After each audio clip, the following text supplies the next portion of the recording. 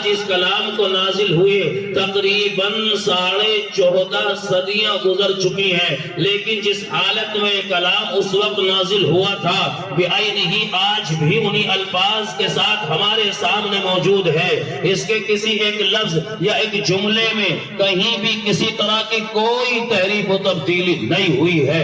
اس کے بالمقابل اللہ کی نازل کردہ دوسری کتابوں کا حال بالکل مختلف ہے۔ ان کتابوں میں ان کے ماننے والوں نے تحریف و ترمیم کر ڈالی، چنانچہ قرآن حکیم میں ارشاد باری تعالی ہے یحرفون الکلم عن مواضعہ ونسوا حظا مما ذکروا بہ۔ دوسری جگہ ارشاد ہے یحرفون الکلم من بعد مواضعہ یقولون ان اوتیتم ھذا فخذوہ۔ ان آیتوں کا خلاصہ یہ ہے کہ علماء یہود و نصارہ نے اپنی اپنی کتابوں میں تحریف و ترمیم کر ڈالی، جس کا نتیجہ یہ ہوا ان کتابوں کے ماننے والے شرک و بت پرستی کا شکار ہو گئے۔ وقالت الیہود عزیر ابن اللہ وقالت النصارى مسیح ابن اللہ۔ اس طرح ان کتابوں کی حقانیت اور ان کے فوائد بالکل ختم ہو گئے۔ اللہ کا شکر ہے قرآن حکیم میں آج تک کوئی رد و بدل نہیں کر سکا، حالانکہ تاریخ میں اس بات کے بہت سے ثبوت موجود ہے کہ شر پسند عناصر نے حق المقدور تحریف کی کوششیں کی ہے، مگر الحمدللہ حفاظ قرہ اور علماء حضرات کی ایک بہت بڑی جماعت نے اس فتنے کو ناکام بنا دیا۔ قرآن حکیم میں اس کی وجہ بیان کی گئی ہے، فرمایا انا نحن نزلنا الذکر وانا لہ لحافظون۔ ہم ہی نے قرآن پاک کو نازل کیا، ہم اس کی حفاظت کرنے والے ہیں۔ اور مسلمانوں، نزول قرآن سے پہلے آسمانی کتابیں دنیا کے اندر نازل ہوئی، دنیا کے اندر آئی، توریت آئی ہے، زبور آئی ہے، انجیل آئی ہے، لیکن یہ تمام کی تمام کتاب اللہ ہے۔ یہ کتاب آئی ہے ڈائریکٹ سیدنا جبرائیل کتاب کی شکل میں لے کر کے آسمان سے آئے ہیں، لیکن خالص رب کا کلام کلام اللہ ہے۔ یہ براہ راست اللہ تبارک و تعالیٰ کی ذات سے نکلا ہے۔ میرے آقا نے سیدنا جبرائیل کو پڑھ کے سنایا، جبرائیل آسمان کو چیرتا پھاڑتا آیا ہے اور یہاں بھی زمین پا کر کے پیغمبر اعظم صلی اللہ علیہ وسلم کو سنایا۔ یہ کلام براہ راست اللہ کی ذات سے نکلا ہے، تبھی تو رب نے کہا ہے ہم ہی نے نازل کیا، ہم اس کی حفاظت کرنے والے ہیں۔ حفاظت کا انداز تو دیکھیے کہ معصوم سے بچے ہیں جن کی عمر 7 سال، جن کی عمر 8 9 10 سال، چھوٹی چھوٹی عمروں کو پہنچے ہیں، ابھی سن شعور ان کی زندگی میں داخل نہیں ہوا، ابھی بڑی عمر کو نہیں پہنچے، ابھی تو اچھے اور برے کا سلیقہ شعور بھی ان کی زندگی میں بیدار نہیں ہوا، لیکن رب کے کلام کی اس پارے مکمل اپنے سینے میں بسا لیتے ہیں۔ یہ میرے رب کا کمال ہے، رب نے جیسے وعدہ کیا ہم ہی نے نازل کیا، ہم اس کی حفاظت کرنے والے ہیں۔ اور مسلمانوں سنو، حفاظت کا انداز تو دیکھیے، کوئی دنیا کا ملک، کوئی سپر پاور طاقت ہی کیوں نہ ہو، اس بات کا دعویٰ نہیں کر سکتی ہے ہاں ہماری فوج قرآن کی حفاظت کر رہی ہے، بری یا بحری یا ہوائی فوج قرآن کی حفاظت کر رہی ہے، کوئی دعویٰ نہیں کر سکتا ہے قرآن کی حفاظت کسی مشینری کے ذریعے سے ہو رہی ہے، کوئی چیلنج نہیں کر سکتا ہے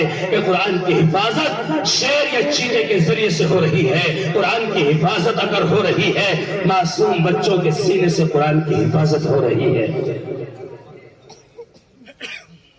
معصوم بچے، اور میں کہا کرتا ہوں یہ معصوم بچے جو ہیں اللہ کے یہاں ان کا مرتبہ مقام یہ ہے، مسلمانوں سنو، ان بچوں کے سینے کو اللہ نے چنا ہے، اللہ نے انتخاب کیا ہے، یہ سینے منتخب خدا ہیں، چونکہ حفاظت قرآن کا مسئلہ ہے، کسی ایری گیری کتاب کا مسئلہ نہیں ہے۔ بات سمجھ میں نہ آئی تو یہ سمجھو، اگر ہمارے پاس تھوڑے سے روپیہ آ جائیں، کاروبار ہمارا اچھا چل جائے، اچانک کاروبار میں اتنا ابال آ جائے، 10 20 50 لاکھ روپے ہماری زندگی میں داخل ہو جائے، یا ہماری زمین اچانک ہائی وے کے اندر یا کسی پلان کے اندر چلی جائے، اس کا معاوضہ ہمیں ملے، اور ہم نے کبھی اپنی لائف میں اکٹھے 60 70 لاکھ روپے نہ دیکھے ہو، اچانک 60 70 لاکھ روپے کا آفر ہمیں آئے، جانتے ہو پھر ہم کیا کریں گے؟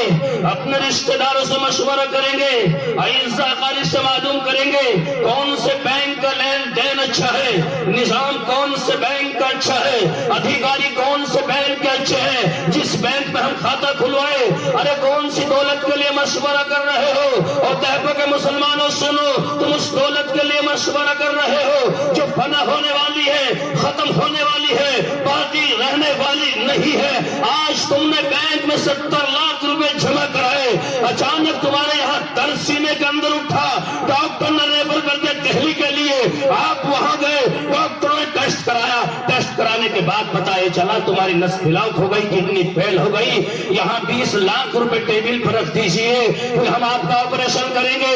ارے وہ کل تو تو نے 70 لاکھ روپے جمع کرائے تھے، اب 40-50 لاکھ روپے تیرے اکاؤنٹ میں رہ گئے، اسی طریقے سے ایک ایک کر کے ختم ہوتے رہیں گے۔ تو اس دولت کے بارے میں مشورہ کر رہا ہے کہ بینک کا نظام کون سا اچھا ہے، اور یہی نہیں، اگر گرمی کے موسم میں 50 روپے کا 1 لیٹر دودھ تو کسی برتن میں رکھنا چاہتا ہے، ناک کے قریب لے جا کر کے برتن کو سونکھتا ہے، کہیں ایسا تو نہیں برتن کی خرابی کی وجہ سے 50 روپے کا دودھ تباہ برباد نہ ہو جائے، خراب نہ ہو جائے۔ یہی نہیں، اگر کسی باٹل کے اندر تو شہد رکھنا چاہتا ہے، 20 روپے کا شہد لے کر کے باٹل کو یوں گھما کر کے دیکھتا ہے، کہیں ایسا تو نہیں یہ باٹل خراب ہو، اس کی وجہ سے 20 روپے کا شہد خراب نہ ہو جائے۔ اور یہی نہیں، اگر کہیں سے تو نے عطر خریدا ہے، آج تیرا لباس گندا ہے، کل تجھے کپڑے بدلنے ہیں، 10 روپے کی شیشی عطر کی تو نے خریدی ہے، اپنے اس لباس پہ گندے پہ استعمال نہیں کرتا، محض اس لیے کہ کل کپڑے بدلے گا، یہ خوشبو ضائع ہو جائے گی۔ کیا خیال ہے اس بارے میں کہ تیرا وہ دولت جو فنا ہونے والی ہے، اس کے لیے بینک بھی اچھا ہو، 50 روپے کا دودھ اس کے لیے تیرا برتن بھی اچھا ہو، اور یہی نہیں وہ شہد اس کے لیے تیری شیشی بھی اچھی ہو، اور یہ جو تو نے عطر کی شیشی خریدی ہے اس کے لیے تیرا لباس بھی صحیح ہو۔ جب تجھے اتنی فکر ہے دودھ کی، اور اتنی فکر ہے شہد کی، اور اتنی فکر ہے اس دولت کی، کیا پروردگار نے عظیم الشان دولت کو کسی سینے میں اتارنا چاہا ہوگا تو کیا رب ذوالجلال نے اس سینے میں جھانک کر کے نہ دیکھا ہوگا؟ حفاظت قرآن کا مسئلہ ہے، کسی ایری گہری کتاب کا مسئلہ نہیں ہے، ضرور بھی ضرور پروردگار نے اس سینے میں جھانک کر کے دیکھا ہوگا۔ میں کہا کرتا ہوں یہ سینے منتخب خدا ہیں، ان کا انتخاب کرنے والا کوئی ایم پی نہیں ہے، کوئی ودھائک نہیں ہے، کوئی گاؤں کا پردھان نہیں ہے، بلکہ ان سینوں کا انتخاب کرنے والا خود خدا ہے، خود خدا ہے، ان کے سینوں کا انتخاب کرنے والا خدا خود ہے۔ حفاظت قرآن کا مسئلہ ہے۔ سیدنا عمر بن خطاب رضی اللہ تعالیٰ عنہ آقا کے پاس تشریف لائے، ہاتھ میں ایسے کچھ چھپائے ہوئے ہیں، اور یوں سوچ رہے کہ پیغمبر کی نگاہ نہ پڑ جائے، سامنے بھی کھڑے ہیں۔ میرے آقا نے ارشاد فرمایا عمر ہاتھ میں کیا ہے؟ غور سے سنو، عمر ہاتھ میں کیا ہے؟ یا رسول اللہ وہ توریت کے کچھ اوراق ہیں، میں ان کا مطالعہ کر رہا ہوں۔ اتنا کہنا تھا کہ توریت کے کچھ اوراق ہیں، لکھا ہے مسلمانوں کتابوں کے اندر، پیغمبر کو جلال آیا، چہرہ سرخ ہو گیا۔ آقا نے فرمایا عمر سن، اگر آج موسیٰ زندہ ہوتے توریت کو چھوڑ کر کے قرآن کا مطالعہ کرتے، قرآن کو پڑھتے۔ عمر لرز گئے اور توبہ کی، ہم کہ یا رسول اللہ معاف کر دیجئے، یہ ہے قرآن کا مرتبہ اور مقام۔ مسلمان اپنی اولادوں کی زندگی میں قرآن کو داخل کرو۔ آج جو تنزلی کا سبب ہے، آج جو اس قوم کا گراف نیچے گرتا جا رہا ہے، صرف محض اتنی سی وجہ ہے، اور وجہ یہ ہے کہ قرآن کریم سے دوری ہو گئی۔ صحابہ کرام کی تاریخ اٹھا کر کے دیکھو، صحابہ کرام نے یہاں سے لے کر وہاں تک، وہاں سے لے کر یہاں تک اگر اسلامی پرچم کو لہرایا ہے تو کون سی طاقت تھی؟ صرف اور صرف قرآن کریم کی طاقت تھی، کلام اللہ کی طاقت تھی۔ اور یہی نہیں، ابھی ماضی قریب کے اندر مصر کا بادشاہ جمال عبد الناصر ہوا کرتا تھا۔ جمال عبد الناصر نے کارنامہ انجام دیا ہے۔ کتابوں میں لکھا ہے کہ ایک وقت وہ تھا، آج تو امریکہ سپر پاور طاقت کہلاتا ہے، اس کے مقابلے میں روس سپر پاور طاقت تھا۔ لوگ جانتے ہوں گے جو تاریخ سے وابستہ ہوں گے کہ امریکہ سے پہلے سپر پاور طاقت اگر کوئی تھا وہ روس تھا۔ روس کے ٹکڑے ٹکڑے کرا کر کے روس کو کمزور کیا گیا۔ وہاں روس کی حکومت نے جمال عبد الناصر کو خط لکھا تھا اور یوں کہا تھا آپ ہمارے یہاں تشریف لائے، ہمارے ملک میں آئے، سرکاری طور پر دعوت دی گئی تھی. یہ جمال عبد الناصر گیا ہے اور وہاں یہ اللہ والا بادشاہ ہے، تہجد گزار ہے، تلاوت قرآن کا عادی ہے. جمال عبد الناصر کمیونسٹ حکومت کی دعوت پر روس گیا اور روس جانے کے بعد جب سرکاری امور پر تبادلہ خیال ہوا، سرکاری امور پر تبادلہ خیال ہوا، وہاں کی حکومت نے 40 منٹ نکالے تھے ویٹنگ روم میں بیٹھ کر گپ شپ کرنے کے لیے. جب یہ فارغ ہو گئے کام کاج سے تو روس کی سپر پاور طاقت کا جو اس وقت سربراہ تھا اس نے کہا آئیے جمال عبد الناصر اب ہم اپنی گپ شپ کرتے ہیں. وہاں لے گیا. اللہ کی قسم گپ شپ کیا تھی یہ بھی سنا لکھا ہے کتابوں کے اندر. وہ گپ شپ جی مسلمانوں سوچنے کا مقام ہے. جمال عبد الناصر کے سامنے چائے رکھی ہے، جمال عبد الناصر کے سامنے ناشتہ لگا دیا گیا اور یہ پیشکش کی گئی، ارے کیا جمال صاحب تم بھی مسلمان بنے پھرتے ہو، لو ہمارے مذہب کی کتاب کا دامن تھام لو. مطلب یہ ہے جمال عبد الناصر کو دسترخوان پہ بٹھا کر کے ایمان کی قیمت چکائی جا رہی تھی، ایمان کا سودا کیا جا رہا تھا. مسلمانوں جمال عبد الناصر کی آنکھیں آنسو سے تر ہو گئی، یہ دامن بھیگ گیا. جمال عبد الناصر نے رب کو پکارا، یوں کہا یا اللہ میں کہاں ہوں، میرا ایمان کی حفاظت فرما، ایمان کا سودا ہو رہا ہے. اللہ کی قسم بولی لگائی جا رہی ہے، قیمت لگائی جا رہی ہے. وہ کہا تھا جمال عبد الناصر ہماری مذہبی کتاب پر ایمان لے آؤ، تمہارے ملک میں ٹیکنالوجی دیں گے، تمہارے ملک کو ترقی عطا کریں گے. جمال عبد الناصر سوچ رہا ہے تو غلط پھنس گیا. اللہ اللہ کر کے ایمان کو بچایا، اپنے آپ کو بچایا. 40 منٹ ختم ہو گئے. جمال عبد الناصر نے گھڑی میں دیکھ کر کے کہا محترم 40 منٹ ختم ہو گئے، آئندہ پھر بات کریں گے، آئندہ پھر بات کریں گے. پھر سال 2 سال کے بعد ایک موقع زندگی میں آیا. چونکہ وہ سپر پاور طاقت تھی نا، آج کی بھی سپر پاور طاقت تیرے اور میرے ایمان کا سودا کرنے پہ تلی ہے. میں اس موضوع کو زیر بحث لانا نہیں چاہتا تھا، لیکن تمہاری محبتیں مجمع یہی رہے گا، مجھے جانا پڑے گا. لیکن بہرحال آپ کی سماعتیں یہ واقعہ اس لیے میں سنا رہا ہوں، قرآن کی طاقت کیا ہے. ایک موقع آیا پھر جس وقت پھر روس سپر پاور طاقت کی طرف سے خط ملا کہ جمال صاحب آپ کو ہم اپنے ملک میں کھلا تاریخ میں مدعو کرنا چاہتے ہیں، آپ کا استقبال کریں گے. ایک ملک کا ایک ملک سے لین دین ہوتا ہے، کاروبار ہوتا ہے، آمد و رفت کا سلسلہ ہوتا ہے. انکار بھی نہیں کیا جا سکتا چونکہ زندگی گزارنی ہے، زندگی گزارنی ہے. کسی ملک میں کسی چیز کی پیداوار ہوتی ہے، کسی ملک میں کسی چیز کی پیداوار ہوتی ہے. آپ بھی جانتے ہیں، اخباروں میں پڑھتے ہوں گے، کبھی کبھی ایسی دھمکی ہوتی تیل بند کر دیں گے، کبھی کبھی دھمکی دی گیس بند کر دیں گے. تو یہ ملکوں کے آپس میں لین دین ہوتے ہیں. جس وقت میں سپر پاور طاقت کی طرف سے دوبارہ خط ملا، اس خط کو جمال عبد الناصر نے پڑھا. جمال عبد الناصر نے کہا کہ مومن کی شان یہ نہیں ہے ایک سوراخ سے بار بار ڈسا جائے. اللہ کے نبی کی حدیث اس طرف اشارہ کرتی ہے وہ مومن ہی کیا مومن جو ایک سوراخ سے دوبارہ ڈسا جائے. یہ سمجھ گئے تھے، سمجھ گئے تھے، لیکن خط ملنے کے بعد انہوں نے فوراً ٹیلی فون گھمایا، رابطہ کیا اپنے ملک کے سب سے بڑے قاری شیخ قاری عبد الباسط نور اللہ مرقدہ سے. یہ علماء جانتے ہیں آج بھی شیخ قاری عبد الباسط کی تلاوت اگر نیٹ پہ سنی جاتی ہے، موبائل پہ سنی جاتی ہے، اللہ کی قسم رومتا رومتا کھڑا ہو جاتا ہے. جس طریقے سے وہ قرآن میں ڈوب کر قرآن کی گہرائی اور قرآن کی گہرائی میں ڈوب کر تلاوت کرتے ہیں، ایمان تو تازہ ہو جاتا ہے، ایمان کی حلاوت، ایمان کی چاشنی پھر دوبارہ سے تازہ ہو جاتی ہے. اے مسلمانوں سنو، جس وقت میں جمال عبد الناصر نے شیخ قاری عبد الباسط کو خط لکھا، ٹیلی فون سے رابطہ کیا، تمہیں تیاری کرنی ہے پورا تاریخ میں ہمارے ساتھ، وہاں روس چلنا ہے.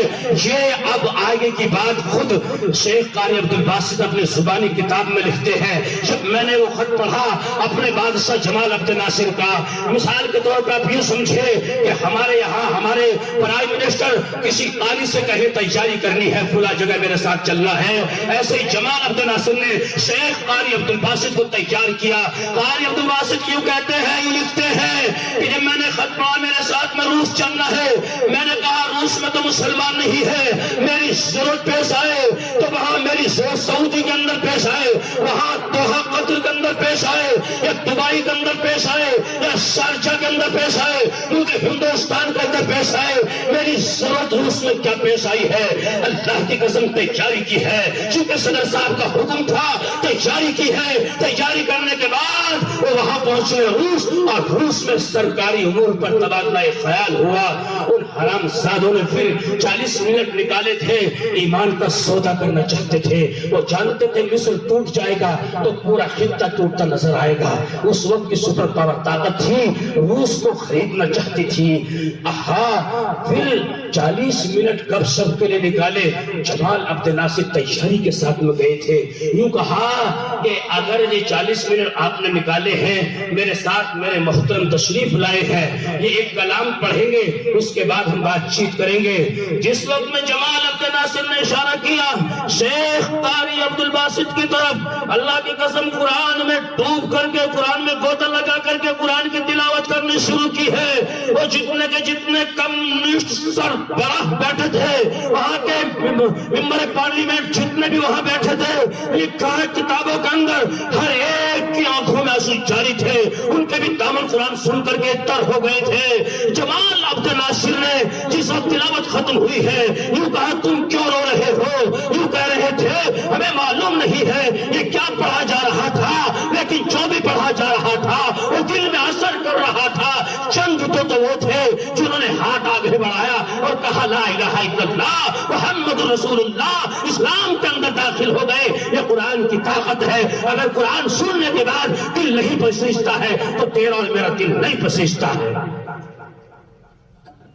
یہ قرآن کی طاقت تھی، یہ قرآن تھا، قرآن کی حلاوت تھی۔ مسلمانوں اس قرآن کو مضبوطی سے پکڑو، گھر کی زینت مت بناؤ خالص، گھر میں بھی طاقوں کی زینت مت بناؤ، اس کی تلاوت کرو، اس کی تلاوت کے عادی بنو۔ جب تم قرآن کو سمجھو گے، پڑھو گے، تمہاری زندگی کے حالات بدلتے چلے جائیں گے۔ وقت اتنا نہیں ہے کہ میں تفصیل سے باتیں کروں، لیکن ایک بات اور آخری بات بتا کر کے بات کو ختم کروں گا۔ موقع ملے گا انشاءاللہ پھر کسی اور وقت میں قرآن پہ باتیں ہوں گی۔ چوک رہی اس سال ہم سے، ہمیں معلوم نہیں تھا کہ تاریخ اور تاریخ کے بعد میں وقت کیا کیسے۔ بہرحال کبھی وقت ملے گا انشاءاللہ وقت پہ حاضر ہوں گے اور پوری بات کریں گے آپ سے، چونکہ آپ سنتے بہت اچھا ہے۔ میں عرض یہ کر رہا تھا قرآن کریم کو سیکھو، قرآن کو پڑھو، اسے سمجھو۔ لوگوں نے جہاز اڑا دیا قرآن کو سمجھ کر کے، سڑکوں پر لوہے کو دوڑا دیا قرآن سمجھ کر کے۔ ٹیلی فون کا ایجاد اس کا موجد، وہ جو قرآن پڑھتا ہے تبھی اس کا موجد بنا ہے، تبھی اس کو اس کے ایجاد کیا ہے۔ یہ جتنی بھی ایجادیں ہیں یہ سب کے سب قرآن کی دین ہیں۔ اگر آپ پڑھیں، ریسرچ کریں، آپ کو معلوم ہوگا کہ نزول قرآن سے پہلے کا زمانہ تو جہالت کا زمانہ ہے، لیکن جب قرآن نازل ہوا اور لوگوں نے اسے سمجھا، تجھ سے اور مجھ سے زیادہ یہودیوں نے اس پہ ریسرچ کیا ہے قرآن کریم پر، اور قرآن کریم پر ریسرچ کرنے کے بعد دنیا نے اپنی صلاحیت کا لوہا بنوایا۔ میں نے تو قرآن کو یہ سمجھا کسی کا انتقال نہ ہوتا ہو تو وہاں قرآن پڑھ دیا جائے، کسی کا انتقال ہو جائے وہاں جا کر قرآن پڑھ دیا جائے، کسی کا گھر بنا ہے قرآن پڑھ دیا جائے، گاڑی آئی ہے قرآن پڑھ دیا جائے۔ تیرا میرا تو یقین قرآن پہ یہاں تک ہے، ان کا یقین یہ ہے کہ جہاز فضا میں کیسے اڑے گا، ان کا یقین یہ ہے کہ سڑکوں پر یہ ٹرین کیسے دوڑے گی۔ اللہ کی قسم قرآن میں تمام چیزیں موجود ہیں، لیکن اتنا وقت نہیں تفصیل سے بات کی جائے۔ مسلمانوں، یہ خطاب کا بیٹا عمر ہے، یہ بھی قرآن کی وجہ سے ایمان لے آیا ہے۔ واقعہ کتابوں میں کیوں لکھا ہے؟ مکے کے تمام حضرات جمع ہے، مکے کے چودھری حضرات جمع ہے، ابو جہل بیٹھا ہے، عتبہ بیٹھا ہے، شیبہ ہے، تمام لوگ جمع ہیں۔ کھڑے ہو کر کے ابو جہل نے تقریر کی ہے۔ ابو جہل جو کہتا ہے تم میں سے کون ایسا ہے جو محمد کا کام تمام کرے؟ ایک بھی کھڑا نہ ہوا۔ ابو جہل دوبارہ کھڑا ہوا۔ ابو جہل نے کہا کہ دیکھو ہمارے آبا و اجداد کے دین پر آنچ آ رہی ہے، وہ محمد کل پرسوں کا بچہ ہمارے بیچ پیدا ہوا، نہ جانے کیسا کلام لے کر کے آیا ہے، جو اس کی بات سنتا ہے اسی کا ہو جاتا ہے۔ اگر ماں نے سنا تو بچوں کو چھوڑ دیا، بچوں نے سنا ماں کو چھوڑ دیا، بیوی نے سنا شوہر کو چھوڑ دیا، شوہر نے سنا بیوی کو چھوڑ دیا۔ یہ تقریر ابو جہل نے کی ہے اور ہاتھ اٹھا کر کے آستین چڑھا کر کے یوں کہا، کیا تمہاری ماں نے تمہیں اس دن کے لیے جنا تھا؟ کیا تمہاری ماں نے اس دن کے لیے تمہیں دودھ پلایا تھا کہ تمہارے آبا و اجداد کے دین پر آنچ آتی رہے اور تم تماشائی بنے یہاں دیکھتے رہو؟ وہاں پھر خطاب کا بیٹا عمر کھڑا ہوا، ایمان نہیں لایا، ایمان لانے سے پہلے بھی بہادر ہے، ایمان لانے کے بعد بھی بہادر ہے۔ میرے آقا صلی اللہ علیہ وسلم نے ہاتھ پھیلا کر کے رب سے مانگا ہے، یا اللہ عمر ابن خطاب کے ذریعے، ابو جہل ابن حشام کے ذریعے، ان دونوں میں سے کسی ایک کے ذریعے اسلام کو ترقی عطا فرما، اسلام کو بلندی عطا فرما۔ میں کہا کرتا ہوں کہ تمام صحابہ مرید رسول ہیں، تنہا عمر ہیں جو مراد رسول ہے، جن کو میرے آقا نے مانگا ہے۔ یہ کہا کہ تم میں سے کون جیالا ہے؟ خطاب کا بیٹا عمر کھڑا ہوا، یہ کہا ہاں میری ماں نے مجھے دودھ پلایا ہے، میں اس کام کو انجام دے کر کے رہوں گا۔ یہ کمر تھپتھپائی، ابو جہل نے یہ کہا واہ واہ شاباش عمر، تمہارے سے ہمیں امید ہے، تمہارے بازو پہ ہمیں ناز ہے، تمہاری طاقت پر ہمیں ناز ہے، تم اس کام کو انجام دے سکتے ہو۔ یہ خطاب کا بیٹا ہاتھ میں ننگی تلوار لے کر کے چلا، مکے کی دوپہر ہے، مکے کا سورج مکے کی پتریلی زمین کو سلامی پیش کر رہا ہے، دھوپ تیز ہے، یہ چلا ہے تلوار ہاتھ میں لے کر کے، پیشانی سے پسینہ ٹپک رہا ہے۔ راستے میں کسی سے ملاقات ہوئی اور ملاقات ہونے کے بعد انہوں نے کہا عمر خیریت تو ہے؟ انہوں نے کہا آج خیریت نہیں ہے، آج نہ بانس رہے گا نہ بانسری رہے گی۔ انہوں نے کہا کیا مطلب؟ یہ کہتا ہے عمر آج محمد کا کام تمام کر کے رہوں گا۔ کہنے والے نے کہا عمر شاہ اپنی بہن کی خبر لے، تیری بہن اسی محمد کی غلامی اختیار کر چکی ہے، اسی قرآن کریم پر ایمان لا چکی ہے، اسی رب پر ایمان لا چکی ہے۔ اللہ کی قسم غصے میں چار چاند لگ گئے، ادھر کو جانے کے بجائے راستہ ترک کر دیا، ادھر گئے اپنی بہن کے گھر گئے، کنڈی کھٹکھٹائی، ان کی بہن فاطمہ اور ان کے بہنوئی، یہ دونوں کے دونوں بیوی شوہر قرآن سیکھ رہے ہیں۔ خیرکم من تعلم القرآن وعلمہ، مصداق بنے ہوئے ہیں۔ پیغمبر کا ارشاد یہ ہے تم میں سب سے بہتر وہ ہے جو قرآن کو سیکھے اور قرآن کو سکھائے۔ اس حدیث کے مصداق بن کر کے قرآن سیکھ رہے ہیں۔ عمر نے کنڈی کھٹکھٹائی، بہن نے دروازے کے سوراخ میں جھانک کر کے دیکھا کہ بھائی جان دروازے پر ہے، ہاتھ میں ننگی تلوار ہے۔ اپنے شوہر کو اشارہ کر دیا چھپ جاؤ، وہ چھپ گئے اور بنت خطاب نے چورا تو ہمت کر کے دروازہ کھولا۔ عمر کے حالات، غصہ، لا دکھا تو کیا پڑھ رہی تھی، لا دکھا۔ آج کی خاتون ہوتی یا خاتون مرد بھی ہوتا، دیکھ کر کیا کہتا ہے کچھ نہیں پڑھ رہے تھے، ایسی کر رہے تھے، یہ کہتا ایسی کر رہے تھے۔ کیوں؟ ایمان مضبوط نہیں، ایمان مستحکم نہیں۔ ان کی تعلیم، ان کی تربیت رسول اللہ صلی اللہ علیہ وسلم کر رہے تھے۔ مسلمانوں چرا کر ہمت کر کے بہن نے یوں کہا، بہن نے بھائی کے سامنے اپنا آپ کو سلنڈر نہیں کیا، بلکہ یوں کہا جو ہم پڑھ رہے تو وہ حق ہے، وہ سچ ہے، تمہارے ہاتھ اس قابل نہیں ہے رب کے کلام کو چھو سکے، یہ تمہاری آنکھیں اس قابل نہیں ہے رب کے کلام کو دیکھ سکے، تمہاری زبان بھی اس قابل نہیں ہے رب کے کلام کو پڑھ سکے۔ عمر نے زوردار تماچا ایسے کر کے اپنی بہن کو مارا ہے۔ وہ نازک سی خاتون تھی، پھول جیسا بدن رہا ہوگا، اللہ کی قسم وہاں دیوار میں جا کر سر ٹکرایا، خون بہا ہے، پیر تک خون بہا ہے، خون اتنی مقدار میں نکل گیا، کشتی تاری ہو گئی، زمین پہ بے ہوش ہو کر کے گر گئی، جرأت اور ہمت کر کے ہوش آ کر کے یہ کھڑی ہوئی ہے، اور کھڑی ہو کر کے یہ آستین چڑھا کر کے اپنے بھائی خطاب کے بیٹے عمر کو للکارا ہے، یہ کہا ہے عمر سن، اگر تیری رگوں کے اندر خطاب کا خون دوڑ رہا ہے، میری رگوں میں بھی خطاب کا خون دوڑ رہا ہے، ممکن ہے قرآن کی خاطر ہم جانتے تھے، یہ ممکن نہیں ہے رب کا کلام ناپاک ہاتھوں میں دے دے، یہ ممکن نہیں رب کا کلام ناپاک ہاتھوں میں دے دے۔ عمر ٹوٹ گئے، بہت زیادہ ٹوٹ گئے۔ خاندانی تھے نا، خاندانی تو بہنوں کے سامنے ٹوٹ جاتے ہیں، بیٹیوں کے سامنے ٹوٹ جاتے ہیں، نالائق ہوتے ہیں نا۔ شادی کے بعد بہن کے لیے ہمیشہ کے لیے دروازے بند، بیٹی کے لیے دروازے بند۔ خدا انہیں ہدایت دے جو بہن اور بیٹیوں سے بدزن رہتے ہیں یا ان کے لیے دروازے بند کر لیتے ہیں۔ کہو آمین۔ بہن پیاری سی چیز ہوتی ہے، بہن بہن ہوا کرتی ہے، بیٹی بیٹی ہوا کرتی ہے۔ 1000 کلومیٹر بھی اگر تم بہن سے جا کر دور زندگی گزارو اور ایک سال نہیں 10 سال سے بھی تم ناراض ہو، بول چال بھی نہیں ہے، ڈسٹرب ہو رہا ہے، دعا کرائیں نہیں بات کانوں میں ٹکرائے ادھر سے۔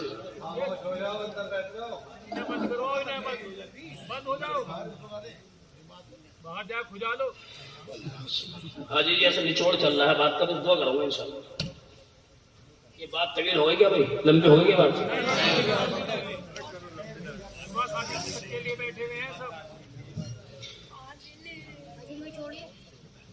کیا بات چل رہی تھی؟ ہاں، بہن بہت پیاری شے ہے، اور اس سے بھی زیادہ بیٹی۔ بہن کبھی ناراض بھائی سے نہیں ہوتی، یاد رکھنا یہ ضابطہ ہے۔ ہمیشہ جب بھی کمی خامی ہوگی بھائی کی طرف سے رہی ہوگی۔ شادی ہوتی بدل جاتا ہے، شادی ہوتی بدل جاتا ہے۔ وہ بہن ہی تو ہے کہ جس جگہ تو نے پرورش پائی اسی جگہ تیری بہن نے پرورش پائی، اسی ماں کے آنچل میں تو پلا تو بڑھا، اور اسی آنچل میں ماں۔ بعد میں سنا دیں، اسی لیے تو میں کہہ رہا ہوں کہ میں باقی دعویٰ نہ کہوں، حساب ہی تو ہے، لکھا ہوا ہے، حدیث سنا دیں گے۔ میں کوشش کر رہا میرا ذہن چلے چلے چلے پھر اٹک جاتا ہوں۔ جب تقریر ہو تو پھر آدمی کی بات سننی چاہیے، حساب کتاب تو ہوتا رہتا ہے، بند کمرے میں جا کے حساب کر لو، پھر سنا دلا کر کے آپ درود شریف پڑھو گے۔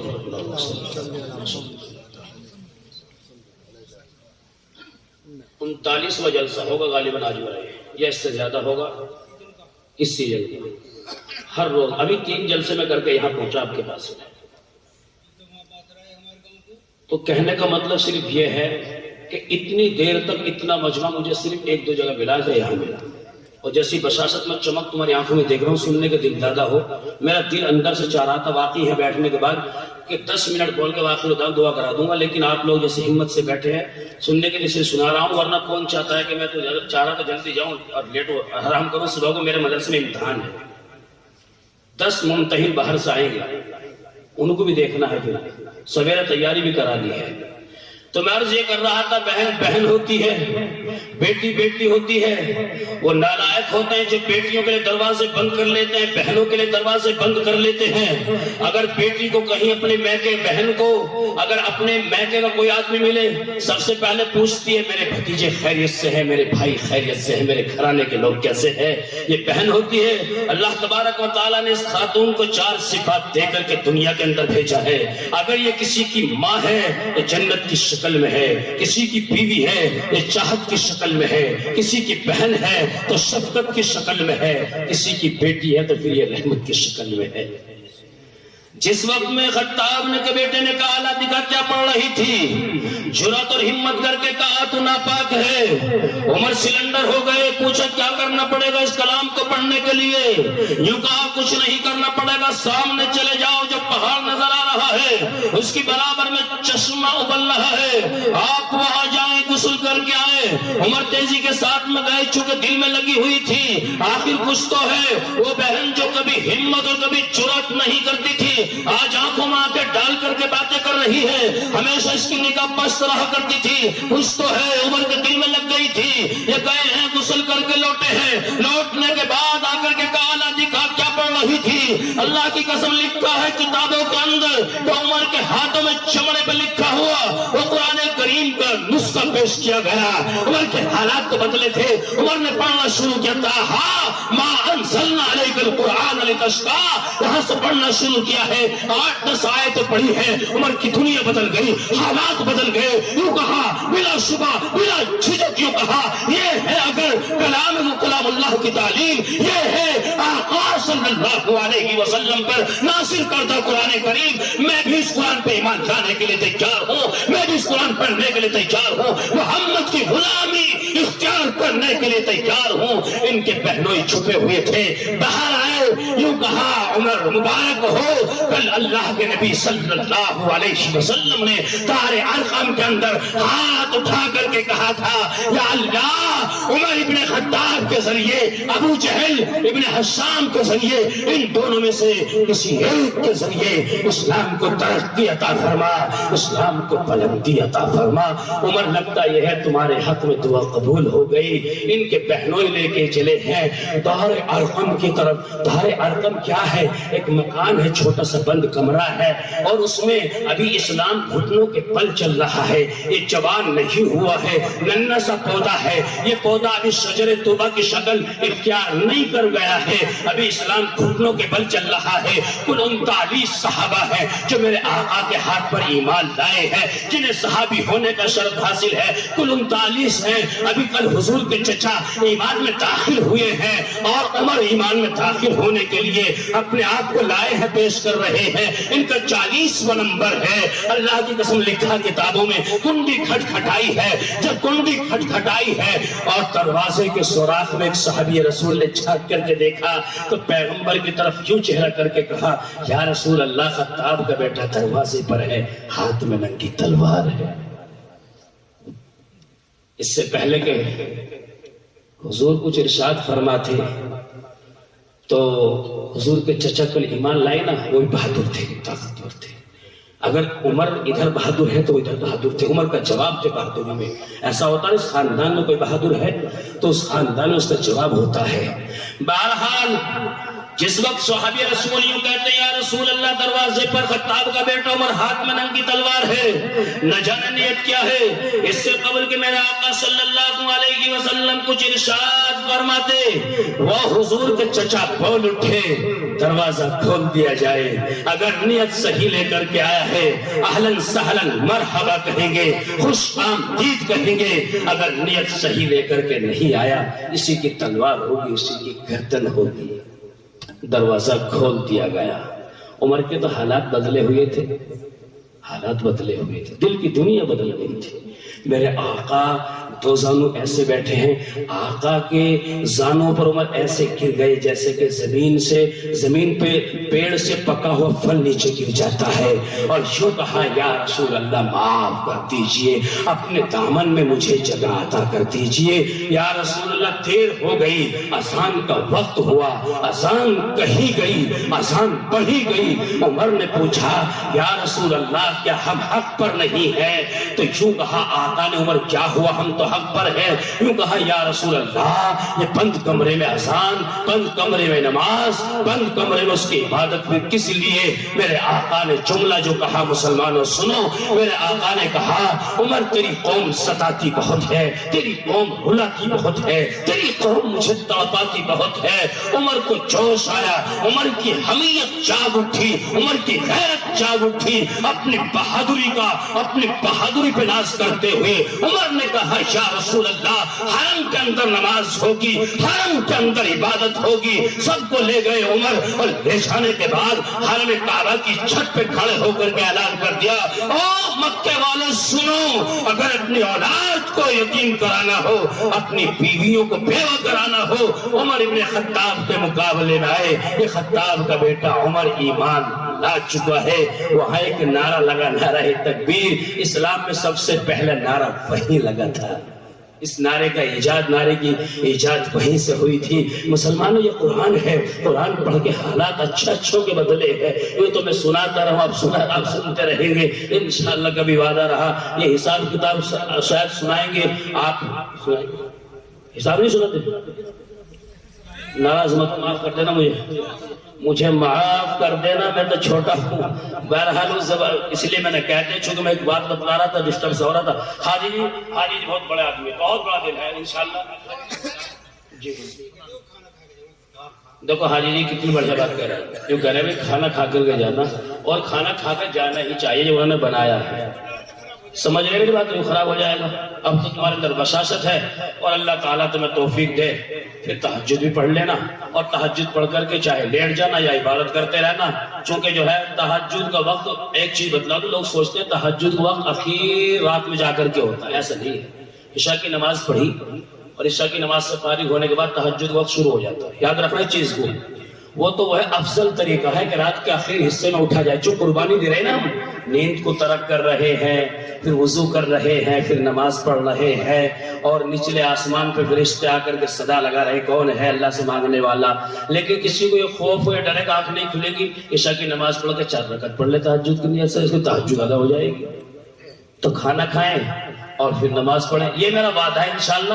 کبھی میں آؤں گا تو کھل کر کے بات کروں گا اس موضوع پر، ورنہ آج میرا من یہ تھا ہم تمہیں کرناٹک لے کے چلتے، لیکن حالات اب ایسے ہیں کہ ٹائم بہت ہو رہا ہے کہ کرناٹک میں کیا ہوا کیوں ہوا۔ ہم نے میرٹھ کے اندر جو قاری عباد صاحب بول رہے تھے نا، ان کے جلسہ ہوتا بڑا، اور صرف تقریر ہماری کراتے ہیں۔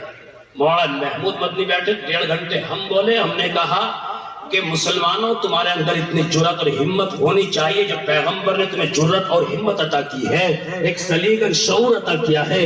ہر ضلع میں اپنے کالج ہونے چاہیے، اسکول ہونے چاہیے، اور وہ اسکول کالج ایسے ہونے چاہیے کہ اس میں مخلوط تعلیم نہ ہو، لڑکی لڑکے ایک ساتھ نہ پڑھیں، لڑکیاں پڑھ رہی ہیں تو لڑکیاں ہی پڑھا رہی ہیں، اس میں سارا اشتاق اول تا آخر لیڈیوں کو ہونا چاہیے، مردوں یعنی جینس کا کوئی مطلب نہیں ہونا چاہیے، اور چاروں طرف بسیں لگا دے۔ مسلمانوں کے اندر تو شعور سلیقہ ہے، قرآن ان کی زندگی میں ہے، تعلیم کی اہمیت ان کی زندگی میں ہے، وہاں بسیں لگا دے، بچیاں جائیں۔ اگر ہماری بچی اسی طریقے سے دوسروں کے اسکولوں میں جاتی رہی، یاد رہے مسلمانوں پھر ان کی عزت محفوظ نہیں رہیں گی، اور تم اچھے ماں باپ نہیں کہلا سکتے۔ تمہاری بیٹیاں فاطمہ الزہرا کے برابر کھڑی نہیں ہو سکتی، اما عائشہ صدیقہ کے برابر کھڑی نہیں ہو سکتی۔ کون سی تعلیم تم دلا رہے ہو؟ بھائی پلان یہ طے ہو چکا ہے کہ مسلمانوں کی بچیوں کی عزت کے ساتھ میں کھلواڑ کیا جائے۔ یہ رپورٹ اخبار میں ذرائع ابلاغ کے ذریعے میرے اور تیرے تک پہنچتی رہتی ہے۔ اللہ کی قسم حالات بد سے بدتر ہو رہے ہیں۔ وہاں کرناٹک میں کیا جرم تھا، بچی کا یہی جرم تھا نا، حجاب پہن کر کے اسکول چلی گئی تھی، لیکن وہاں درندوں نے چاروں طرف سے گھیر لیا تھا، لیکن بچی نے جرأت اور ہمت کر کے اللہ کے نام کو بلند کیا، ان کا مقابلہ کیا۔ میں نے متعدد مقامات پر یہ بات کہی ہے، اور مقابلہ کیوں نہ کرتی؟ دیکھیے اس بچی کی کون سی سرزمین سے تعلق تھا، اس بچی کا کرناٹک کس سرزمین سے تعلق تھا۔ وہ کرناٹک کی سرزمین ٹیپو سلطان شہید رحمت اللہ علیہ کی زمین ہے، جنہوں نے انگریزوں سے مقابلہ کرتے ہوئے اپنی جان کو دینا گوارا کیا، لیکن گردن کو ملک کی خاطر خم نہ کیا۔ ایک تاریخی جملہ کہا ہے، انگریزوں کی آنکھوں میں آنکھیں ڈال کر کے یہ بات کہی ہے کہ شیر کی ایک لمحے کی زندگی گیدھڑ کی 100 سالہ زندگی سے بہتر ہوا کرتی ہے۔ اس تاریخ کو دہرایا ہے بچی نے، اللہ کے نام کو بلند کیا ہے۔ جب اللہ کے نام کو کوئی بلند کرتا ہے تو اللہ قرآن میں یوں کہتا ہے، وہ تو عز من تشاء وہ تو ذل من تشاء، عزت ہم عطا کرتے ہیں، ذلت ہم عطا کرتے ہیں۔ اور اللہ نے اس کو اتنی عزت عطا کری۔ وہ کون سی حکومت تھی جس حکومت نے پیشکش نہ کی ہو کہ بچی کو ہم پڑھائیں گے، بچی کو ہم ایوارڈ سے نوازیں گے؟ اللہ کی قدرت طاقت دیکھیے کہ بچی کی عزت میں 4 چاند لگ گئے۔ کبھی موقع رہا انشاءاللہ کھل کے بات ہوگی۔ اللہ تعالیٰ عمل صالح کی توفیق مرحمت فرمائے۔ بڑی شدت کے ساتھ سن رہا تھا زمانہ، ہماری مجبوری، ہم سو گئے داستہ کہتے کہتے، وما علینا الا البلاغ۔